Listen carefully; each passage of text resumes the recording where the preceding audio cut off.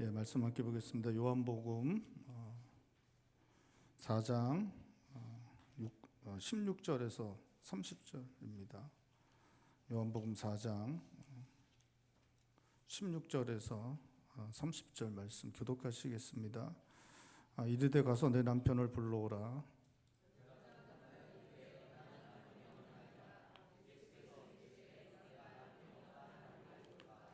너에게 남편 5이 있었고 지금 있는 자도 내 남편이 아니니 내 말이 참되도다. 우리 조상들은 이 산에서 예배하였는데 당신들의 말은 예배할 곳이 예루살렘에 있다 하더이다.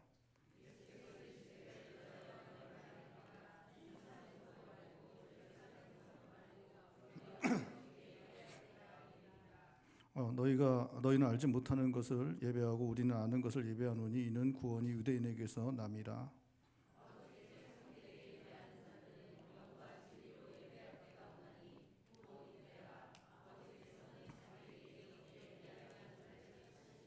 하나님은 영이시니 예배하는 자가 영과 진리로 예배할지니라.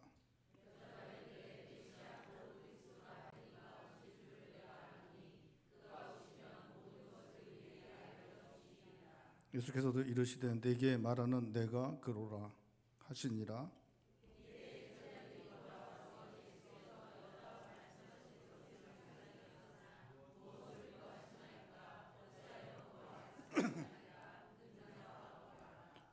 여자가 물동이를 버려두고 동네로 들어가서 사람들에게 이르되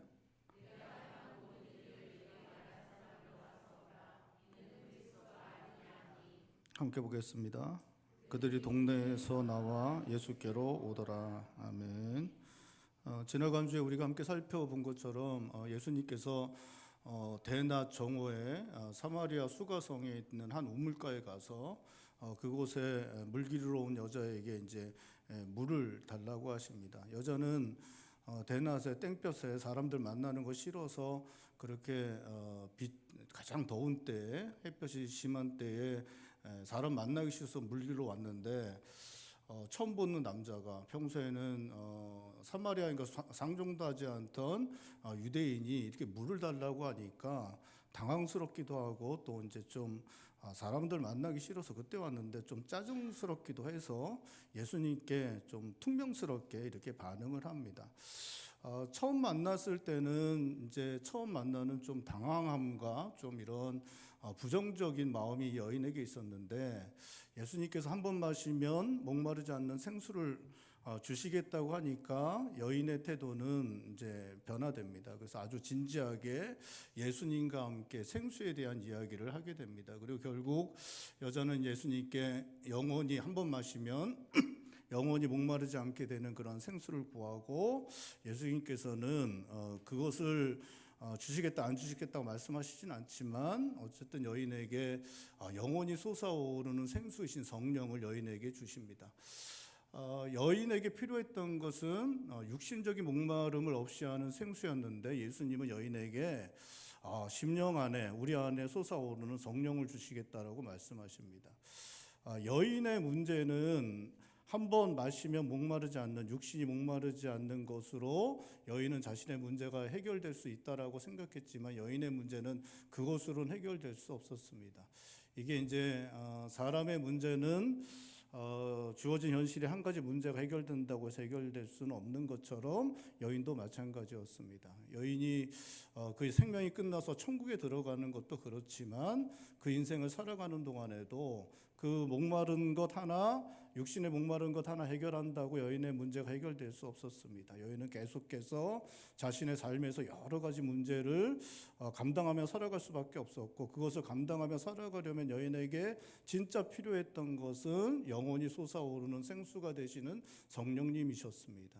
성령의 충만한 역사 가운데 성령께서 날마다 솟아올라 힘과 능력을 주심으로 또 마음에 힘을 주심으로 여인의 여러 가지 문제를 감당할 수 있게 하실 수 있었습니다. 또 삶의 여러 가지 문제들을 이겨낼 수 있는 그러한 삶을 변화시키는 일을 성령께서 주실 수 있었습니다. 그렇기 때문에 여인에게 당장 필요한 것은 육신의 목마름을 이겨낼 수 있는 생수처럼 보였지만 주님은 여인에게 그것이 아니라 영원히 솟아오르는 성령을 주시겠다라고 그렇게 말씀하시고 그 여인에게 그 성령을 주신 것, 그것이 오늘 본 말씀 요한복음 4장의 말씀입니다.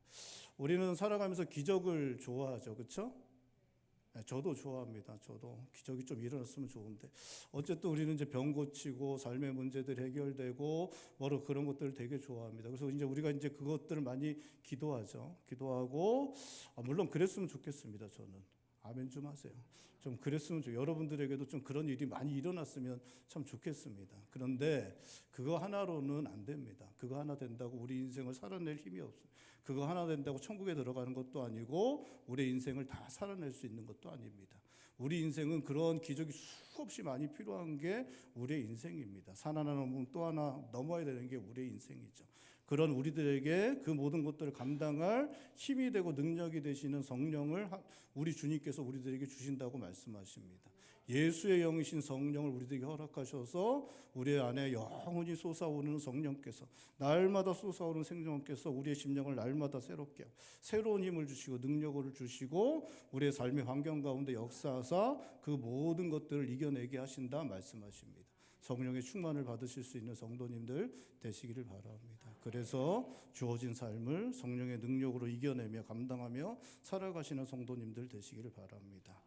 오늘 본 말씀에는 이제 주님께서 생수 이야기를 하시다가 갑자기 여인에게 다른 이야기를 하십니다. 이게 여인과의 이 사마리아 여인과의 만남은 이제 세 가지 이야기로 이렇게 이제 구성되고 있습니다. 첫 번째는 물 이야기고요. 두 번째는 남편 이야기고 세 번째는 예배 이야기입니다. 이제 두 번째 이야기를 오늘 16절부터 시작하고 있습니다. 주님께서 여인에게 남편에 대해서 이제 말씀하십니다. 16절 말씀 함께 다시 한번 읽어보죠. 4장 16절입니다. 우리 한 목소리 읽겠습니다. 이르시되 가서 내 남편을 불러오라. 주님께서 여인에게 남편을 불러오라고 하십니다. 그러자 여인이 주님께 말씀드립니다. 자기에게 남편이 없다라고 말씀합니다. 그러자 주님께서 여인에게 말씀하시죠. 너에게 남편이 5이 있었는데 지금 있는 남편도 너에게 남편이 아니니까 너 말이 옳다라고 그렇게 주님께서 말씀하십니다. 여인은 이 문제가 여인에게 되게 중요한 문제였습니다. 그래서 사실은 이제 대낮에 물을 기르러 이 우물가에 왔던 것도 사실 이 문제 때문이었습니다. 많은 사람들부터 멸시와 천대를 당하고 함께 바리새인이고 여자였던 사마리아인 여자에게들조차도 따돌림을 당하게 만들었던 삶에 너무나 큰 짐이 되었던 문제가 바로 이 문제였습니다. 그런데 주님이 자신의 과거에 있었던 일들 그리고 현재 일들을 다 알고 있는 그런 모습을 보여주고 있는 것입니다. 나만의 상처, 나만의 아픔, 나의 과거, 현재 일어나고 있는 나의 삶의 가장 큰 문제, 말한 적도 없는데 주님이 그것을 다 알고 있는 걸 보니까 여자는 이 사람이 누구라고 생각하냐면 바로 선지자다라고 그렇게 생각을 하고 있습니다. 딱 보니까 너 안에 뭐가 있어라고 다 알고 있는 이렇게 하나님이 직통으로 계시를 해주시는 그런 엄청난 능력을 가진 선지자다라고 그렇게 생각을 하고 있습니다. 그래서 여인이 19절에 내가 보니까 당신은 선지자입니다라고 그렇게 고백을 하고 있습니다. 그리고 나서 이제 여인이 20절에 예배에 대한 이야기를 이 여인이 먼저 꺼내고 있습니다.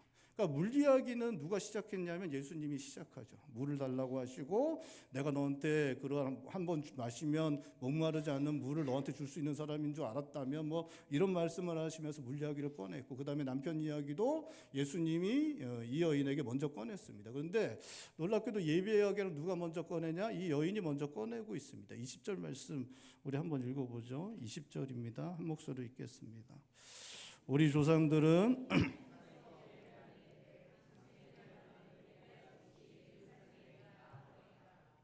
이 여인이 이제 먼저 예수님께 묻는 게 예배 이야기인데, 사실은 이 예배 이야기를 이 여자가 먼저 꺼내는 게 사실은 좀 의아해할 수 있는 것입니다. 왜냐하면 이 여자는 이제 사마리아인입니다. 그래서 이방인과 같은 사마리아인이기 때문에 종교적으로는 이단에 가까웠고 또 아주 부도덕한 삶을 살고 있었기 때문에 이 예배를 좀 드리지 않을 것 같은, 그리고 예배에 관심조차 없을 것처럼 여겨졌던 그런 사람이 이 여자였습니다. 근데 예배를 드릴 것 같지도 않고 예배에 관심도 없을 것 같은 이 여자가 이렇게 예배 이야기를 먼저 꺼내고 있는 것입니다. 사실은 참 이게 좀 쉽지 않은 그러한 이야기가 쉽지 않은 그러한 상황이 이제 펼쳐지고 있는 것입니다. 여인이 꺼낸 이야기는 예배 초소에 대한 문제였습니다. 여인은 예수님께 우리 조상들은 이 산에서 예배하였는데 당신들은 예배할 곳이 예루살렘에 있다 한다라고 그렇게 말하고 있습니다. 이 여자가 말하는 산은 그리심 산입니다. 이게 그 바벨론 포로에서 사람들이 돌아와서 귀한 자들이 성전을 재건하려고 합니다. 그래서 성전 재건할 때 그때의 그 사마리아에서 살던 사마리아인들이 그 성전 재건에 함께 하겠다고 제안을 하는데, 그런데 이제 하나님께서 이렇게 하나님과 우상을 함께 섬기는 혼합적인 그런 종교성을 가진 사람들은 함께 해서는 안 된다라고 그렇게 하나님이 뜻을 전하셨고, 또 이 사람들 사마리아인들이 참여하겠다고 하는 사람들이 이 팔레스틴 지역의 그 장악력, 영향력을 놓치기 싫어서, 그래서 그런 정치적 욕심을 가지고 이 사람들이 이런 제안을 했기 때문에 참여하지 말라라고, 참여하지 못하도록 그 사람들을 참여를 받아들이지 않습니다. 그래서 사마리아인들이, 그래서 그들이 예배를 드린 곳이 어디냐, 바로 그리심산입니다. 그들은 그리심산에서 그리심산에 성전을 만들고 거기서 예배를 드렸습니다. 그리고 후에는 이 그리심산의 성전도 파괴되었다고 하는데, 그 이후에도 그리심산을 축복의 산으로 여겨서 거기서 사마리아인들이 계속해서 예배를 드렸고, 이 여인도 사마리아인이기 때문에 그리심산에 가서 예배를 드린 것이었습니다. 그리고 그렇게 예배를 그리심산에서 드렸는데, 사마리아인이 드렸는데, 유대인들은 그 그리심산에서 드린 예배를 부정했습니다. 그러니까 이 유대인들은 사마리아인들, 너네도 그 유대인이 아니고 너희도 하나님 백성이 아니다라고 부정했을 뿐만 아니라 그리심산에서 드린 예배도 하나님 받으시는 예배가 아니다라고 그렇게 부정했습니다. 유대인들은 예루살렘 성전에서만 드리는 예배만, 예루살렘 성전을 중심으로 해서 섬기는 신앙만 하나님이 받으신다고 그렇게 생각했습니다. 그리심산에서 드리는 예배도, 그리심산을 중심으로 해서 하나님을 섬기는 신앙도 하나님 받지 않으신다라고 그렇게 유대인들은 가르치고 있었던 것입니다. 유대인들이 가르치고 있는 것처럼 예루살렘 성전에서 드리는 예배만 받으시고 그리심산에서 드리는 예배는 받지 않으시는지 여인은 자신이 볼 때 선지자인 것이 분명한 예수님께 묻고 있는 것입니다.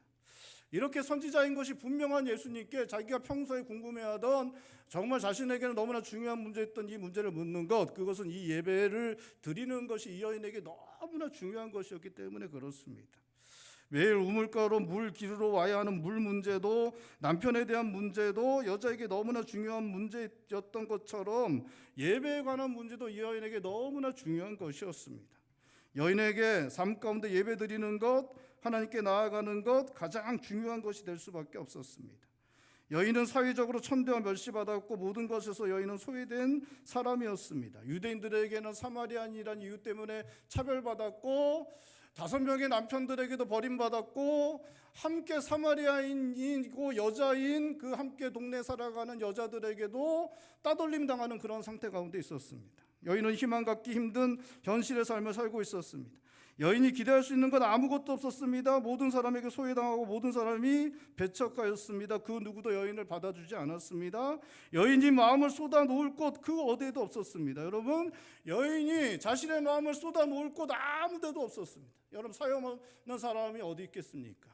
여러분, 이 여자가 왜 5이나 남편이 있었겠습니까? 왜 그런 일이 일어났겠습니까? 여러분, 왜 그랬겠습니까? 그 사연, 그 상황, 그것들을 누군가에게 얘기하고 싶어도 얘기를 들어주는 사람이 아무도 없었습니다. 여러분, 그 당시에 여자들은 아무런 힘도 없는 상황 가운데 있었습니다. 어떤 권리도 없는 상황 가운데 있었습니다. 남편에게 버림받으면 먹고 살 수 있는 그러한 환경이 주어지지 않았습니다. 굶어 죽을 수 있는 그러한 상황이 그 당시에 여자들의 상황이었습니다. 여러분, 예수님이 계실 때 그 유대인들이 예수님을 넘어뜨리려고 간음한 현장에서 잡혀온 여자를 예수님한테 끌고 옵니다. 그때 예수님에게 이 여자를 어떻게 할까요? 하니까 예수님이 말씀하시죠. 죄 없는 자가 먼저 돌로 쳐라. 그때 이제 아무도 돌을 못 치고 돌아가고 예수님이 말씀하시죠. 나도 너를 용서하니까 가라. 그렇게 이제 말씀해 주십니다. 여러분, 예수님이 그 여인을 왜 그렇게 살려주셨을까요? 그 여인이 그 상황이 너무나 고달프기 때문에 그렇습니다. 그렇게 하지 않고서는 살 수 있는 방법이 없을 수 있었기 때문에 여인의 상황, 그 시대에 그 여자들이 겪는 그 고통스러운 상황 가운데 그걸 어쩔 수 없이 그런 일들을 했을 수 있었기 때문에 예수님이 그러한 용서를 하신 것입니다. 이 여인도 마찬가지. 이 여인의 사연은 어떻게 알겠습니까? 사람들을 그런데 이 여인만 바라보면서 그 여인에게 일어난 일들, 주어진 현실만 바로 그 현실의 모습만 바로 판단하고 정죄하고 이 여인과 이야기도 하지 않으려고 했습니다. 그 누구도 이 여인의 이야기조차 들으려고 하지 않았습니다. 자신의 마음을 그 누구에게도 쏟아놓을 때가 없었습니다. 그런 여인에게 유일하게 자기를 받아주실 수 있는 분이 있었습니다. 자기의 이야기를 들어주실 수 있는 분이 있었습니다. 왜 이렇게 내가 할 수밖에 없었는지 자신의 죄를 구하고 용서를 구할 수 있는 분이 있었습니다. 그분이 누구시냐? 바로 하나님이셨어요. 바로 하나님이셨어요. 여인은 그래서 그리심산으로 가서 하나님 앞에 나가서 엎드렸습니다. 하나님께 나서 울부짖었습니다. 하나님께 모든 것을 구했습니다. 하나님만이 자신의 이야기를 들어주시고 하나님만이 자신의 기도를 들어주시고 하나님만이 자신을 받아주실 수 있는 분으로 믿었기 때문에 여인은 그렇게 그리심산으로 가서 그렇게 부르짖었고, 그리고 그 문제가 너무나 중요한 것이었기 때문에 자기는 이것이 그냥 자신이 부르짖는 것이 허공을 치는 것에 불과한 것이 되어버린다면, 자신은 그렇게 하나님 앞에 쏟아놓는 것이 속 시원한 것으로 그냥 끝나버린다면 너무나 고통스러울 수밖에 없기 때문에, 그렇게 유대인들이 말하는 것처럼 그리심산에서 예배드리는 것이 아무것도 아니라면 자기가 드리는 모든 것들이 아무것도 아닌 것이 되기 때문에 선지자인 것이 분명한 예수님께 와서 이렇게 묻고 있는 것입니다.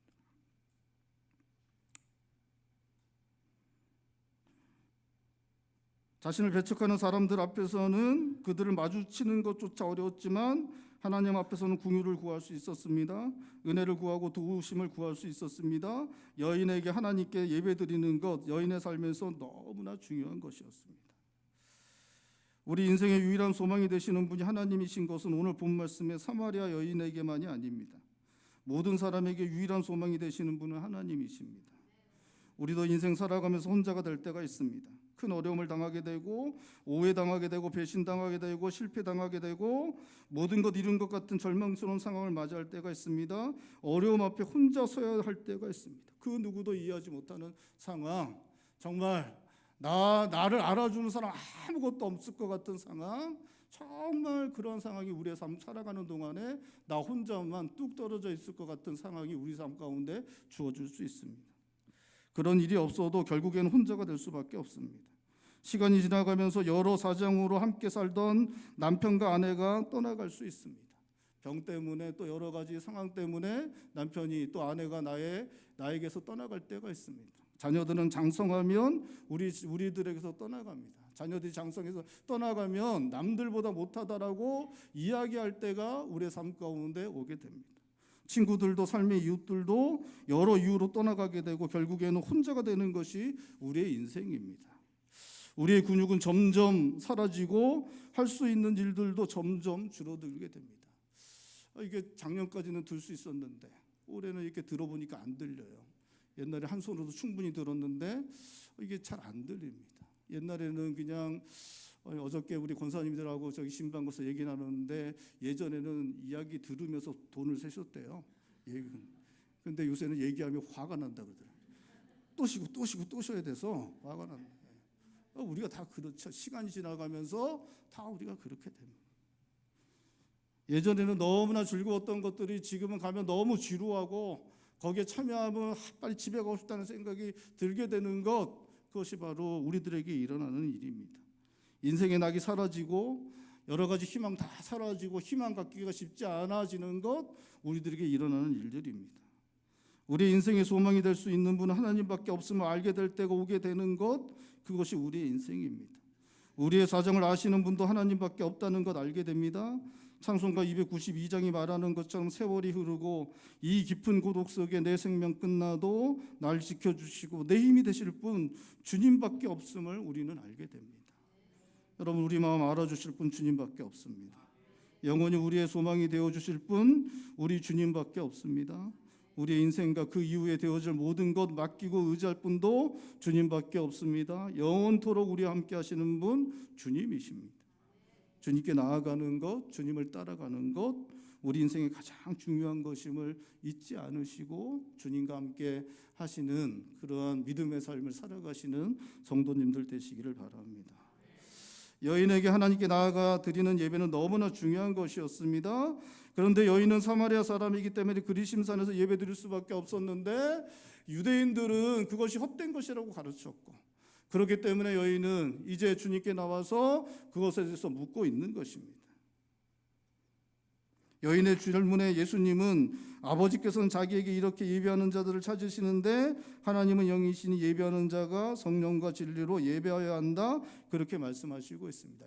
하나님이 받으시는 예배는 성령과 진리로 예배하는 자들의 예배다라고 그렇게 말씀하십니다. 장소가 중요한 게 아니라 성령과 진리로 예배하는 자, 그 예배를 하나님께서 받으신다라고 그렇게 여인에게 주님께서 그렇게 친절하게 다정하게 그 상냥하게 이 여인에게 이렇게 말씀해 주시고 있는 것입니다. 이 말씀하시자 여인은 놀랍게도 25절에 메시아 곧 그리스도라는 이가 오실 줄을 내가 아노니 그가 오시면 모든 것을 우리에게 알려주시리이다 대답하고 있습니다. 우리 25절 말씀 한 목소리로 읽어보죠. 25절입니다. 우리 한 목소리로 읽겠습니다. 여자가 이르되 메시아 곧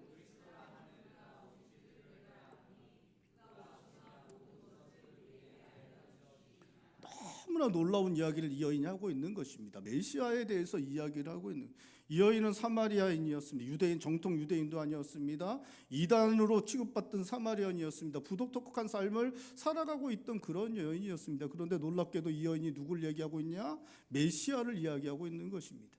메시아 대망사상, 메시아 대망사상을 이야기, 메시아께서 오시면 모든 것을 알게 해주실 것이다라는 이야기를 도무지 예상할 수 없는, 도무지 그런 이야기를 할 것이라고는 예상되지 않는 이 여자가 예수님께 그렇게 고백을 하고 있는 것입니다.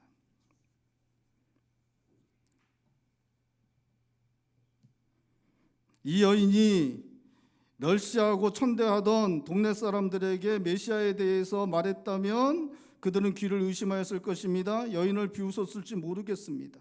여인을 비난하면서 너 인생이나 제대로 살라고 동네 사람들은 여인에게 말했을지 모르겠습니다. 그런데 여인의 메시아에 대한 이야기를 들으신 주님은 26절에 그 여인에게 말씀하십니다. 내게 말하는 내가 그로라 말씀하여 주시고 있습니다. 26절 말씀도 우리 한 목소리로 읽겠습니다. 26절입니다.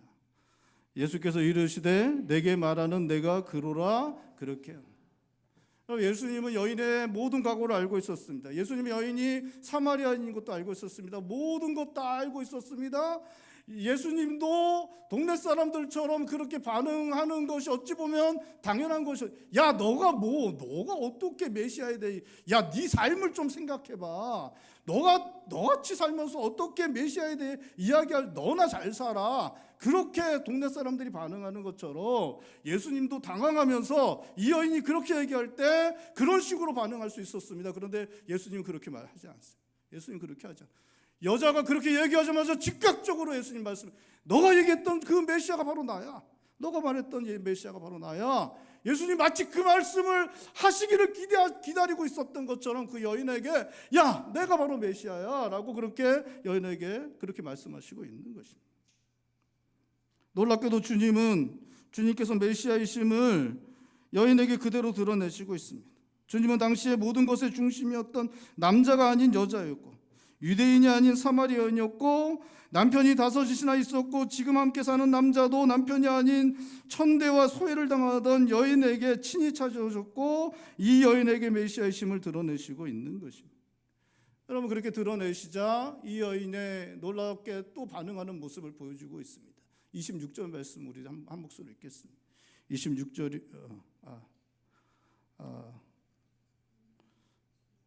죄송합니다. 26절을 읽었죠.